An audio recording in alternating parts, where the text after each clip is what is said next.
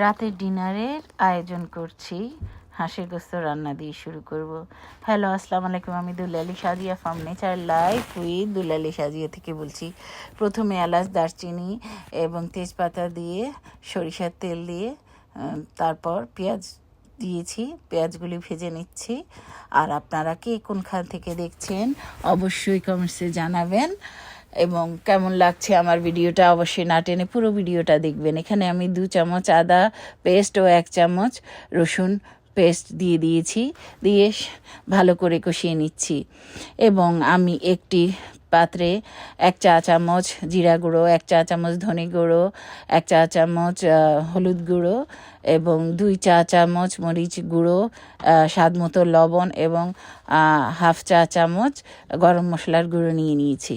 সব মশলাগুলি আমি ঢেলে দিয়ে এখন কষিয়ে নিচ্ছি একটু পানি দিয়ে। আমি এখানে তেলের পরিমাণ কিন্তু খুবই কম দিয়েছি। আমি হাঁসের গোস্ত, হাঁসটা যদিও ছোট ছিল কিন্তু দেশি পাল্লা হাঁসের গোস্ত চর্বি থাকে, তাই আমি যত সম্ভব কষিয়ে কষিয়ে রান্না করার চেষ্টা করব। অটোমেটিক হাঁসের গোস্ত থেকে তেল বের হবে। তো যাই হোক বন্ধুরা, আমি রাতের ডিনারের জন্য ঝটপট করে আমার আজকে রান্না করছি হাঁসের গোস্ত এবং খিচুড়ি, এবং সেটাই তোমাদের সাথে শেয়ার করছি। অনেক দিন পর আমি একটা লং ভিডিও দিচ্ছি। তোমরা আশা করি পুরোপুরি দেখবে এবং খুবই ভালো লাগবে তোমাদের কাছে আমার ভিডিওটা। আর যে যেখান থেকেই দেখছো অবশ্যই কেমন করে আমি রান্না করলাম, আমার রান্নাটা তোমাদের কেমন লাগছে বা তোমরা কোথা থেকে দেখছো কমেন্টস করে জানাবে। তোমাদের কমেন্টসগুলি আমার পড়তে অনেক অনেক ভালো লাগে, এবং এই কমেন্টসগুলি আমাকে সামনে এগিয়ে নিতে সাহায্য করে। তো আমি সবসময় আমার অ্যাক্টিভ বন্ধুদের সাথে থাকি, আমার অ্যাক্টিভ বন্ধুরাও আমার সাথে থাকে, এবং যারা এখনও আমার সাথে যুক্ত হওনি তারা অবশ্যই যুক্ত হয়ে দেখো। আমি আমার প্রতিদিনের পোস্ট থেকে যে কোনো একটি পোস্ট থেকে 24 ঘন্টা পর গিয়ে সবাইকে, আমার ভালোবাসার বন্ধুদেরকে একটা করে প্রতিদিন আমি ফুল দিয়ে আসি। এটা আমার একটা ছোট্ট গিফট আমার ফ্রেন্ডদের জন্য।